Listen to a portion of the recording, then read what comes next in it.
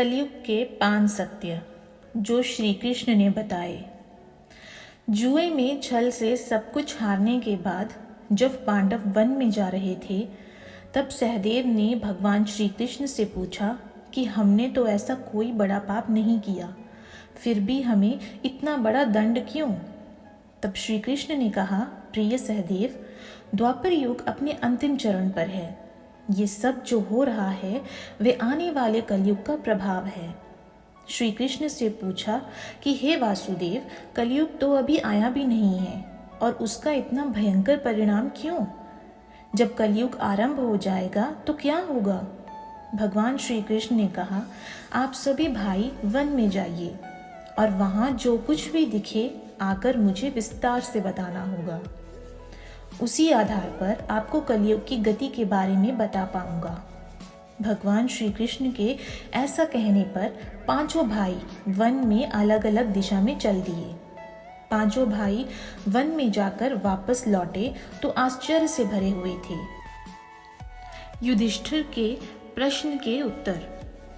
भगवान श्री कृष्ण ने मुस्कुराते हुए कहा, अब आप लोग बताइए कि आपने क्या क्या देखा। सबसे पहले युधिष्ठिर ने बताया कि हे योगेश्वर, मैंने 1-2 सूंड वाले गज को यानी हाथी को देखा। इसका क्या अर्थ है? तब भगवान श्री कृष्ण ने कहा, इसका अर्थ ये है कि कलयुग में ऐसे लोगों का राज्य होगा जो दोनों ओर से शोषण करेंगे, बोलेंगे कुछ और करेंगे कुछ और, मन में कुछ और कर्म में कुछ और। ऐसे ही लोगों का राज्य होगा। उसके बाद महाबली भीम ने कहा, हे वासुदेव, मैंने एक गाय को देखा जो अपने बच्चे को इतना चाट रही थी कि वह बच्चा लहूलुहान हो गया। इस प्रश्न का उत्तर देते हुए श्री कृष्ण ने कहा, इसका अर्थ ये है कि कलयुग का मनुष्य अपने बच्चों को आवश्यकता से ज्यादा प्यार करेगा। उनकी अपने संतानों के प्रति माया और ममता इतनी बढ़ जाएगी कि उनकी संतानों को अपने विकास का अवसर ही नहीं मिलेगा। कलयुग में माता पिता अपने संतानों को परिवार की मोह माया में बांध कर रखेंगे, जिसके कारण उनका घर बर्बाद हो जाएगा। मोह माया में ही घर बर्बाद होता है। किसी दूसरे का बेटा छोड़कर साधु बनेगा तो हजारों व्यक्ति उनके दर्शन करेंगे, किंतु यदि अपना बेटा साधु बनता होगा तो रोएंगे कि मेरे बेटे का क्या होगा। उसने क्या कर लिया? माता पिता की इतनी सारी ममता होगी कि उसे मोह माया और परिवार में ही बांध कर और उसका जीवन वहीं खत्म हो जाएगा। अंत में बेचारा अनाथ होकर मरेगा। अर्जुन के प्रश्न का उत्तर। अर्जुन ने कहा कि हे योगेश्वर, मैंने जो देखा वह तो इससे भी कहीं अधिक आश्चर्यजनक था। मैंने देखा कि एक पक्षी के पंखों पर वेद की रचनाएं लिखी हुई थी और वह पक्षी एक मुर्दे का मांस खा रहा था। इसका क्या अर्थ है?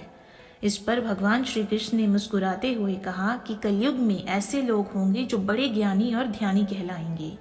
विज्ञान की चर्चा करेंगे लेकिन आचरण से राक्षसी होंगे। बड़े पंडित एवं विद्वान कहलाएंगे, किंतु वे यही देखते रहेंगे कि कौन सा मनुष्य मर जाए और हमारे नाम संपत्ति कर जाए। चाहे कितने भी बड़े लोग होंगे, किंतु उनकी दृष्टि दूसरे के धन और पद के ऊपर ही रहेगी। सत्पुरुष तो बहुत ही कम दिखेंगे। नकुल के प्रश्न के उत्तर। नकुल ने कहा, भैया, मैंने देखा कि एक बहुत बड़ी चट्टान पर्वत से गिरी हुई है। उसे बड़े से बड़े वृक्ष भी उसे नहीं रोक पाए, किंतु एक अत्यंत छोटे से पौधे का स्पर्श होते ही वे चट्टान वहीं पर स्थिर हो गई। इसका अर्थ बताते हुए भगवान श्री कृष्ण ने कहा, कलयुग में मनुष्य का पतन शुरू हो जाएगा और उस पतन को धन और बड़े बड़े सत्ता रूपी वृक्ष रोकने में असक्षम होंगे, किंतु हरि नाम के एक छोटे से पौधे से मनुष्य जीवन का पतन होना रुक जाएगा। अतः कलयुग में हरि नाम ही मोक्ष और मुक्ति का एकमात्र मार्ग होगा। सहदेव के प्रश्न का उत्तर। सबसे अंत में सहदेव ने कहा, हे मधुसूदन, मैंने देखा कि 6-7 कुएं थे और आसपास के कुओं में पानी है, किंतु बीच का कुआं खाली है। बीच का कुआं गहरा है, फिर भी पानी नहीं है। ऐसा कैसे हो सकता है और इसका क्या अर्थ है? इस पर भगवान श्री कृष्ण बोले, कलयुग में धनी लोग लड़के लड़की के विवाह में, छोटे बड़े महाउत्सवों में, सत्ता के लालच में बहुत ज़्यादा पैसा खर्च करेंगे, किंतु अगर किसी भूखे को देखेंगे तो उनकी सहायता करने में किसी व्यक्ति को कोई रुचि नहीं होगी। उनका अपना ही सगा भूख से मरेगा, फिर भी वह लोग उसे देखते रहेंगे।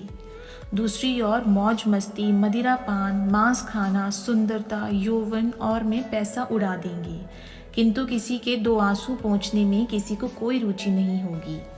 कहने का तात्पर्य यह है कि कलयुग में अन्न के भंडार तो होंगे, लेकिन लोग भूख से मर जाएंगे। लेकिन जो लोग ऐसी आदतों से दूर रहेंगे, उस पर कलयुग का नहीं बल्कि परमात्मा का प्रभाव होगा।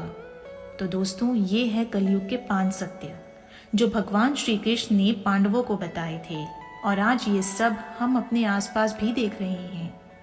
दोस्तों, ये सभी बातों को अपने जीवन से जोड़ कर देखें तो आप पाएंगे कि कलयुग के प्रभाव से ये सभी अवगुण हमारे अंदर हैं। लेकिन इस कहानी के माध्यम से कुछ सीख लेकर हमें अपने जीवन में आवश्यक बदलाव लाना चाहिए, ताकि हमारे जीवन में कलयुग का नहीं बल्कि परमात्मा का प्रभाव हो। जय श्री कृष्ण दोस्तों।